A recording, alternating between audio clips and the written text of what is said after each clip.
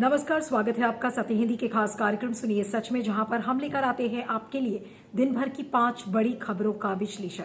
तो चलिए शुरुआत करते हैं आज की हेडलाइन से। यूपी चुनाव में कांग्रेस का महिला कार्ड 40% टिकट महिलाओं को। बांग्लादेश में हिंसा, अब्बास बोले कुरान के अपमान पर सिर कलम हो। भारत पाकिस्तान मैच पर विवाद, ओवैसी से लेकर सुब्रमण्यम स्वामी ने उठाए सवाल। पिछले साल लॉकडाउन के बाद 12 केंद्रीय मंत्री ने संपत्ति खरीदी और उत्तराखंड में भारी बारिश से जीवन अस्त व्यस्त, 16 की मौत। तो चलिए शुरुआत करते हैं हमारी आज की पहली बड़ी खबर से, और वो खबर है किस तरीके से कांग्रेस ने एक नया मास्टर स्ट्रोक खेला है। प्रियंका गांधी वाड्रा का एक नया फैसला जो आज प्रेस रिपोर्टर्स से उन्होंने साझा किया, और उन्होंने इस बात का फैसला लिया है कि आगामी उत्तर प्रदेश के चुनाव में कांग्रेस 40% अपने टिकट्स को महिलाओं को देगी। जी हां, महिला कार्ड खेला है प्रियंका गांधी वाड्रा ने। और प्रियंका गांधी ने कहा है कि जितनी भी महिला समाज सेवी हैं, अध्यापिकाएं हैं, महिला पत्रकार हैं और अन्य सेवाओं से जितनी भी महिलाएं जुड़ी हुई हैं, उनको सबको आने का आह्वान दिया है और कहा है कि आप राजनीति में कांग्रेस के साथ इसमें शामिल हों। और साथ में उन्होंने ये भी कहा कि जो लोग इच्छुक हैं वो आगे आएं और अपना आवेदन करें और कांग्रेस उन्हें टिकट देगी। जब प्रियंका गांधी वाड्रा से ये पूछा गया कि किस लिए आपने इतना बड़ा फैसला लिया, तो उन्होंने कहा कि उत्तर प्रदेश में जो शोषित महिलाएं हैं उनकी संख्या बहुत ज्यादा है, इसलिए पार्टी ने रणनीतिक रूप से ये फैसला लिया है। और जो कांग्रेस का इसमें नारा है वो नारा बड़ा इंटरेस्टिंग है, लड़की हूं लड़ सकती हूं, ये नारा है। प्रियंका गांधी साथ में उन्होंने हाथरस, उन्नाव, प्रयागराज और चंदौली, ये तमाम जगह उन्होंने कहा कि उन्होंने दौरा किया, वहां की महिलाओं से बात किया और बात करने के बाद ही वो इस फैसले पर पहुंची हैं कि 40% टिकट महिलाओं को दिए जाएं। और उनका जो पूरा एक क्रक्स था पूरी बातचीत का कि अगर उत्तर प्रदेश को आगे बढ़ाना है तो आपको अपनी महिलाओं को आगे लाना पड़ेगा। और उन्होंने कहा कि मेरिट के आधार पर टिकट्स दिए जाएंगे, जाति और धर्म से उठकर हमें अब सोचना होगा। और उन्होंने कहा कि शुरुआत हम 40% से करेंगे और धीरे धीरे इसको बढ़ाकर हम 50% कर देंगे, यानी कि देश की आधी जनसंख्या जो महिलाओं की है, आधी आबादी आप जिन्हें कहते हैं, उनमें 50% टिकट्स देने का फैसला कांग्रेस ने महिलाओं को किया है। और आपको बता दें कि इसको लेकर बहुत सारी प्रतिक्रियाएं भी आई हैं। बीजेपी की अनिला सिंह ने कहा है कि अब ये देखना है कि प्रियंका गांधी की कथनी और करनी में कितना फर्क होता है। बीजेपी तो हमेशा से इस बात को कहती आई है। उसी तरीके से जो समाजवादी पार्टी के जो नेता हैं उन्होंने कहा कि हमेशा हम महिलाओं का सम्मान करते रहे हैं, लेकिन ये जो मास्टर स्ट्रोक है, क्या ये वाकई में मास्टर स्ट्रोक होगा?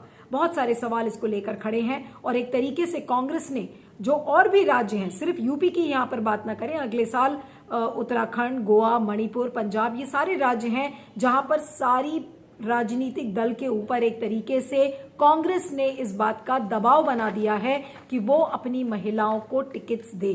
अब अगर 2017 की हम बात करें तो 40 महिलाएं जीत कर आई थी, जिसमें से 34 बीजेपी की थी, बीएसपी की 2, कांग्रेस की 2, समाजवादी पार्टी की 1, अपना दल 1।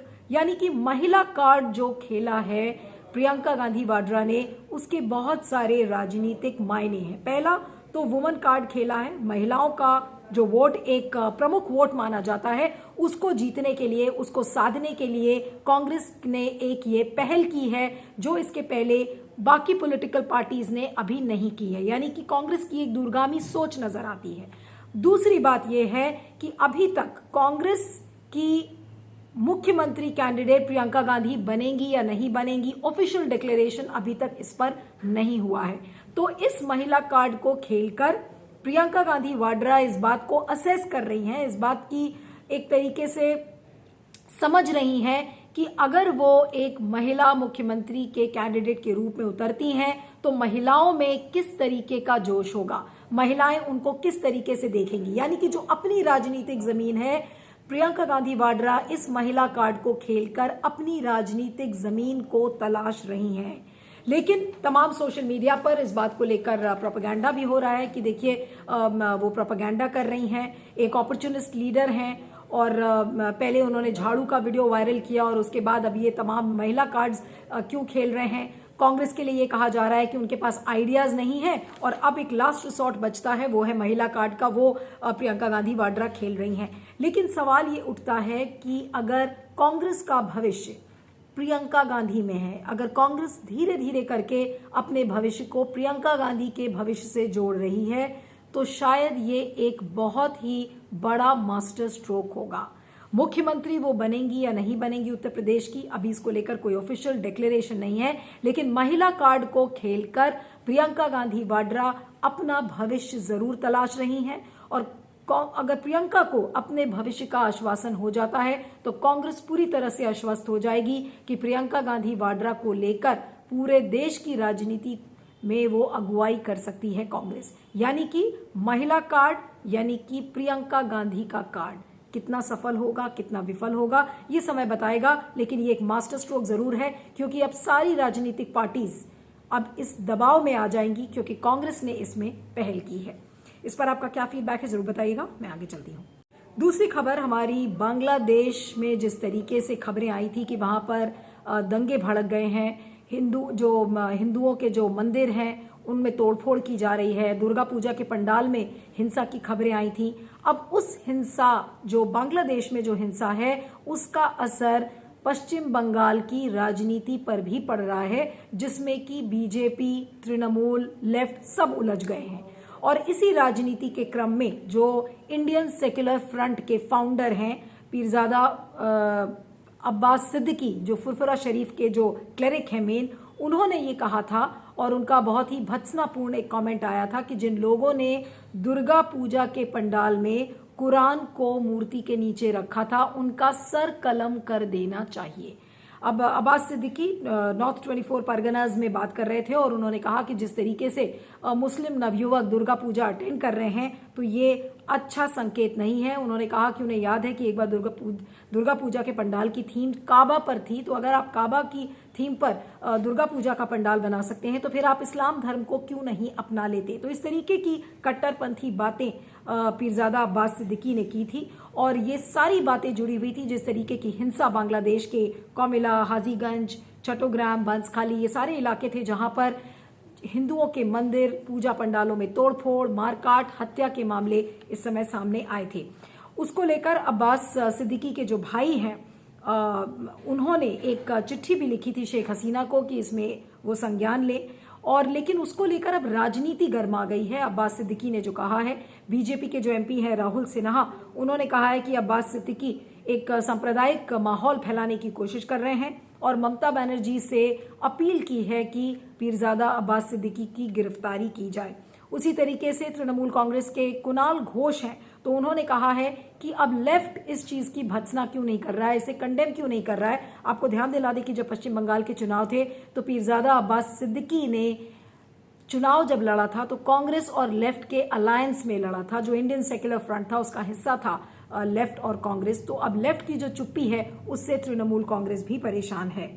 अब अब्बास सिद्दीकी की जो पार्टी थी, इसको लेकर तमाम अब लोग सवाल खड़े कर रहे हैं कि पीरजादा अब्बास सिद्दीकी अपनी राजनीतिक जमीन तलाशने की कोशिश कर रहे हैं और बांग्लादेश में जो हिंसा हो रही है उस हिंसा से यहाँ की राजनीति क्यों भड़क रही है। उसका कारण है क्योंकि हिंदूज और मुसलमानों का ध्रुवीकरण करने में ये राजनीति कामयाब होगी। 5 अभी इतने बड़े बड़े राज्यों में चुनाव है, यूपी, पंजाब, उत्तराखंड, वहां पर वोटों का ध्रुवीकरण हिंदू और मुसलमान को बनाकर किया जा सकता है और इसका पूरा माहौल बनाने की कोशिश कर रहे हैं पीरजादा अब्बास सिद्दीकी जैसे लोग। और इसको लेकर बीजेपी का जो कमेंट आया है कि देखिए इसमें इनकी गिरफ्तारी होनी चाहिए, तो ये तमाम चीजें जो इंटरनेशनल जो रिलेशंस है दो देशों के, भारत और बांग्लादेश के, उसकी एक डोमेस्टिक पॉलिटिक्स पर छाप कैसे छोड़ती है, ये उसका उदाहरण है। हालांकि एमईए ने कह दिया है कि शेख हसीना ने जो भी कदम उठाए हैं वो उससे संतुष्ट है। तो फिर अगर बांग्लादेश ने जो कदम उठाए हैं तो सवाल ये उठता है कि फिर बीजेपी के जो नेता हैं वो इतना बढ़ चढ़कर इसमें क्यों बोल रहे हैं। तो जाहिर सी बात है कि इसका डोमेस्टिक पॉलिटिक्स पर एक असर देखा जा रहा है, वोटों के ध्रुवीकरण को इसके लिए इस्तेमाल किया जाएगा। और लेकिन सबसे ज्यादा जो चिंता की बात है कि इसमें सारी पार्टीज कूद पड़ी हैं। जो आईएसएफ है वो माचिस देने का काम कर रहा है, उसके बाद जो कांग्रेस और अगर बीजेपी की हम बात करें तो वो भी तेल डालने का काम कर रहे हैं अपने कमेंट्स में, अपने स्टेटमेंट से। तो सवाल ये उठता है कि जो सुरक्षा के इंतजाम हैं उनको बढ़ा दिया गया है, लेकिन कहीं ऐसे स्टेटमेंट से कहीं ना कहीं दंगा ना भड़क जाए, क्योंकि जो बांग्लादेश में हुआ था वो क्या हुआ, एक अफवाह उड़ी और अफवाह के बेसिस पर इतनी बड़ी हिंसा की घटना सामने आई, जहां पर एक नहीं कितनी जगह पर दुर्गा पूजा के पंडालों को तहस नहस किया गया, लोगों को मारा गया, और जिसमें कि शेख हसीना ने यह भी कहा कि जिन लोगों ने ये हिंसा को अंजाम दिया है उनके खिलाफ सख्त से सख्त कार्रवाई होगी और लोगों को सजा भी मिलेगी। लोग इस बात को लेके भी कह रहे हैं कि देखिए शेख हसीना जैसी प्रधानमंत्री माइनॉरिटीज के लिए खड़ी हैं, लेकिन हमारे प्रधानमंत्री नरेंद्र मोदी माइनॉरिटीज के लिए एक शब्द भी नहीं कुछ बोलते, अल्पसंख्यकों के लिए वो हमेशा चुप रहते हैं। लेकिन ये जो पूरा मामला है अब्बास सिद्दीकी वर्सेस बीजेपी का, कि बीजेपी ये कह रही है, आरोप लगा रही है कि देखिए वहां पे सांप्रदायिक माहौल फैलाने की कोशिश किया जा रहा है, और अब्बास सिद्दीकी कह रहे हैं कि ऐसे लोगों का सर कलम कर देना चाहिए। तो ये हिंदू बनाम मुस्लिम की जो राजनीति है ये उसकी एक झलक देता है जो बांग्लादेश में हो रहा है। लेकिन सबसे बड़ा डर ये है कि दंगे ना भड़के। पश्चिम बंगाल में जो सीमा से जुड़े हुए जो जिले हैं वहां पर इस तरीके की हिंसा की वारदातें होने का बहुत बड़ा इस समय खतरा है। तो ऐसे इररिस्पॉन्सिबल स्टेटमेंट्स लोग ना दें, इससे बचें। लेकिन पॉलिटिकल पार्टीज राजनीति करने से तो बाज नहीं आती हैं, भले ही वो एक अंतर्राष्ट्रीय मामला क्यों ना हो, लेकिन क्योंकि वो हिंदुओं से जुड़ा हुआ है, मुसलमानों से जुड़ा हुआ है, तो हिंदू और मुस्लिमों की जो भावनाएं हैं वो आहत होती हैं, और भावना आहत का जो शब्द है उसे राजनीति के लिए बीजेपी और जो तमाम पार्टीज हैं वो बखूबी इसका इस्तेमाल करती हैं। इस पर आपका क्या कहना है, फीडबैक दीजिएगा। मैं आगे चलती हूँ। अगली खबर हमारी भारत और पाकिस्तान के बीच हो रहे T20 मैच से जुड़ी हुई है। T20 मैच में भारत और पाकिस्तान का आमना सामना 5 साल के बाद होगा। कब? 24 अक्टूबर को, जब T20 का मैच UAE में खेला जाएगा। लेकिन अभी मैच नहीं शुरू हुआ है, लेकिन मैच को लेकर जो राजनीति है अपने देश की वो इतनी ज्यादा गर्म हो गई है। और किसके संदर्भ में? कश्मीर के संदर्भ में। कश्मीर में हमने देखा है कि लगातार आतंकी घटनाएं हो रही हैं, आतंकियों और सेनाओं के बीच में मुठभेड़ के जो मामले हैं वो बढ़ गए हैं, 9 जवान शहीद हो चुके हैं। तो ऐसे में जो राजनीतिक दल हैं वो बीजेपी पर हमलावर हो गए हैं, और AIMIM चीफ जो असदुद्दीन ओवैसी हैं तो उन्होंने मोदी सरकार पर निशाना साधा है। और उन्होंने क्या कहा है? उन्होंने इस बात को कहा है कि क्या PM मोदी ने इस बात को नहीं कहा था पहले कि फौज मर रही है और मनमोहन की सरकार बिरयानी खिला रही है। 9 जवान शहीद हो गए हैं। तो असदुद्दीन ओवैसी नरेंद्र मोदी जी से ये पूछ रहे हैं कि एक तरफ 9 जवान शहीद होते हैं और दूसरी तरफ आप मैच खेलने के लिए तैयार हैं। फिर उन्होंने कहा कि आपने LOC पर सीज फायर को अनाउंस कर दिया, और सीज फायर को अनाउंस करने के बाद क्या हुआ कि अब हथियारों को ड्रोन से लाया जा रहा है। तो एक तरीके से जो सेना और राष्ट्रवाद की बात करने वाली जो पार्टी है बीजेपी, आज उसको उसी की भाषा में असदुद्दीन ओवैसी समझा रहे हैं। और इसमें सिर्फ असदुद्दीन ओवैसी नहीं है, गिरिराज सिंह भी शामिल हैं। गिरिराज सिंह ने तो ये मांग कर दी है कि ये जो भारत और पाकिस्तान का मैच है इसे रद्द कर देना चाहिए। सुब्रमण्यम स्वामी ने भी इस बात को कहा है। और हालांकि जो BCCI के जो उपाध्यक्ष हैं राजीव शुक्ला, उन्होंने कहा है कि मैच को रद्द नहीं किया जा सकता, क्योंकि ICC से जो हमारे कमिटमेंट्स हैं उनको देखते हुए अब लास्ट मोमेंट पे ये मैच को रद्द नहीं कर सकते। उसके पीछे इकोनॉमिक्स है और जो पूरा ट्रेड है वो इन्वॉल्व है, और भारत पाकिस्तान के मैच को कितने सारे लोग देखने के लिए ऑलरेडी रहते हैं। पूरा जो एक मार्केट एनालिसिस है वो होता है। तो ऐसे में मैच को रद्द करना मुश्किल है। लेकिन इस अवसर को इस्तेमाल करके किस तरीके से राजनीति और खासकर बीजेपी पर विपक्षी दल हमलावर हो रहे हैं, और सिर्फ विपक्षी दल ही नहीं, अपने उनके बीजेपी के लोग खुद इस बात को कह रहे हैं। गिरिराज सिंह, तारकिशोर प्रसाद जो कि उप मुख्यमंत्री हैं, उन्होंने भी विरोध किया है कि इस तरीके का मैच भारत और पाकिस्तान के बीच में नहीं होना चाहिए, एक ऐसे समय में जब 9 जवान शहीद हो गए हैं। और ये लोग आशंका जता रहे हैं कि जो कश्मीर में जो भी घटनाएं हो रही हैं उसके पीछे पाकिस्तान का हाथ है। तो उसी को देखते हुए असदुद्दीन ओवैसी ने कहा है कि हमारे प्रधानमंत्री चीन को लेकर डरते हैं बोलने से, और एक ऐसा प्रधानमंत्री जो कि राष्ट्रवाद की बात करता है, सेना के हित की बात करता है, सेना के लिए मर मिटने की बात करता है। तो आज एक ऐसे समय में जब कश्मीर में नौजवान शहीद हो गए हैं, तो ऐसे समय में हम T20 मैच क्यों खेल रहे हैं? यानी कि नरेंद्र मोदी जी को उन्हीं की भाषा में लोग बता रहे हैं कि कश्मीर को लेकर केंद्र सरकार बिल्कुल विफल रही है। केंद्र सरकार को अभी ये नहीं पता कि पाकिस्तान के साथ उसे कैसा रवैया अपनाना चाहिए। तो राजनीति में चुटकी लेने से लोग बाज नहीं आते और यही चीज असदुद्दीन ओवैसी ने की है। लेकिन हैरानी होती है क्योंकि गिरिराज सिंह, सुब्रमण्यम स्वामी, तारकिशोर प्रसाद जैसे लोग भी इसी विरोध में जुट गए हैं और जो एक नेशनलिज्म की, जो राष्ट्रवाद की पॉलिटिक्स है वो खेलने की कोशिश की जा रही है। लेकिन जो अंतर्राष्ट्रीय डिप्लोमेसी है वो कहां पर फिट बैठती है, कश्मीर को लेकर क्या पॉलिसी है, पाकिस्तान से हम कैसे निपटेंगे, इसको लेकर केंद्र सरकार की एक जो चुप्पी बनी हुई है उसी चुप्पी को तोड़ने की कोशिश कर रहे हैं सारे विपक्षी दल। इस पे आपका क्या कहना है? और T20 का मैच रद्द होना तो मुश्किल है, लेकिन मैच शुरू नहीं हुआ, लेकिन उसके जो तेवर हैं, उसका जो मैच का बुखार है वो राजनीतिक लैंडस्केप पर किस तरीके से देखने को मिल रहा है, ये इसका एक सीधा साधा एग्जाम्पल है। इस पर फीडबैक दीजिएगा, मैं आगे चलती हूँ। अगली खबर में हम बात करेंगे कि किस तरीके से पिछले साल जब पहला लॉकडाउन अनाउंस हुआ था तब से लेकर एक साल के अंदर एक रिपोर्ट के मुताबिक, जो कि पीएमओ की वेबसाइट पे, जो प्रधानमंत्री ऑफिस है उसकी वेबसाइट पर लोगों ने अपने एसेट्स के बारे में, मंत्रियों ने डाला है कि उन्होंने कितनी प्रॉपर्टी खरीदी थी, कितनी बेची थी। तो जो 12 महीने में 12 केंद्रीय मंत्रियों ने प्रॉपर्टी खरीदी है, जिसमें कि खेती से जुड़ा हुआ लैंड है, नॉन खेती से जुड़ा हुआ लैंड है और असम से लेकर तमिलनाडु तक पीएमओ की वेबसाइट पर मंत्रियों ने डिक्लेयर किया है कि उन्होंने कितनी प्रॉपर्टी खरीदी है, कितनी बेची है। अब 3 कैबिनेट मिनिस्टर्स का आपको एग्जाम्पल देती हूं, हालांकि लिस्ट ये लंबी है, जिसमें कि एस जयशंकर का नाम आ रहा है, स्मृति ईरानी का, और जो शिपिंग और आयुष मिनिस्टर हैं सर्बानंद सोनोवाल, उनका नाम आ रहा है, और 9 MOS भी हैं। 21 प्रॉपर्टीज खरीदी गई हैं और जैसे कि जयशंकर के नाम पर 3085 स्क्वायर फीट लगभग उन्होंने एक सेकंड फ्लोर पर वसंत कुंज में अपार्टमेंट खरीदा है। 3.8 करोड़ रुपए का वो फ्लैट है। उसी तरीके से स्मृति ईरानी ने अमेठी में एक प्रॉपर्टी खरीदी है करीब 12 लाख रुपए की फरवरी में। सर्बानंद सोनोवाल ने 3 प्रॉपर्टीज डिब्रूगढ़ से खरीदी हैं। उसके बाद असम में चुनाव हो गए थे और फिर वो मुख्यमंत्री पद से हट गए थे।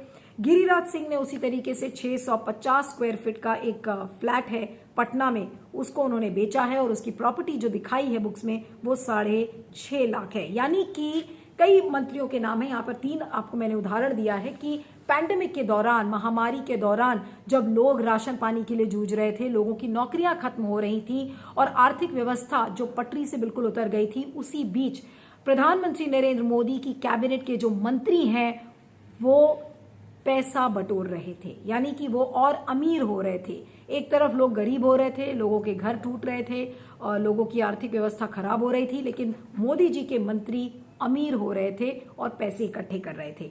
और आप इसे क्या कहेंगे? आप इसे अच्छे दिन कहेंगे कि हाँ वाकई में मोदी जी के मंत्रियों के लिए अच्छे दिन आ गए, उन्होंने आपदा में अवसर ढूंढा। ये तमाम सारी बातें लोग इसी तरीके से देख रहे हैं। लेकिन जो समाज की जो आर्थिक असमानता है एक महामारी के दौरान, कि किस तरीके से जो अमीर है वो बिल्कुल अमीर होता जा रहा है, जो गरीब है वो बिल्कुल गरीब हो रहा है, और इतना गरीब कि उसके पास 2 वक्त खाने की रोटियों के लिए इंसान मोहताज है। तो आप देख लीजिए कि किस तरीके से आर्थिक असमानता है। और इस आर्थिक असमानता से जूझने के लिए सरकार ये कहती है कि बहुत सारी स्कीम्स लेकर आए हैं, इससे लोगों को जॉब्स मिलेंगी, लेकिन जो वास्तविकता है वो अभी भी यही है कि लोग दाल रोटी के लिए जूझ रहे हैं। लेकिन जो मोदी जी के मंत्री हैं वो अमीर होकर ही खुश हैं। यानी कि सोच लीजिए कि अगर ये जो वो प्रॉपर्टीज हैं जो उन्होंने डिक्लेयर की हैं, कितनी बेनामी प्रॉपर्टीज होंगी, कितनी अनडिक्लेयर्ड प्रॉपर्टीज होंगी, इसका अंदाजा आप खुद ही लगा सकते हैं, जिसके बारे में मैं अभी आपको नहीं बताऊंगी। लेकिन महामारी के दौरान किस तरीके से आपदा में अवसर ढूंढ रहे हैं मोदी जी के मंत्री, ये इसका एक सीधा साधा उदाहरण है। क्या कहना है आपका? इस पर फीडबैक दीजिएगा, मैं आगे चलती हूँ। अगली खबर हमारी उत्तराखंड से जुड़ी हुई है। पिछले 3 दिन से उत्तराखंड में भारी बारिश का कहर है और जिसकी वजह से 16 लोगों की मौत हो गई है। 12 रोड्स यानी 12 सड़कें, जिसमें कि 7 स्टेट हाईवेज हैं, 5 नेशनल हाईवेज हैं, उन्हें बंद कर दिया गया है।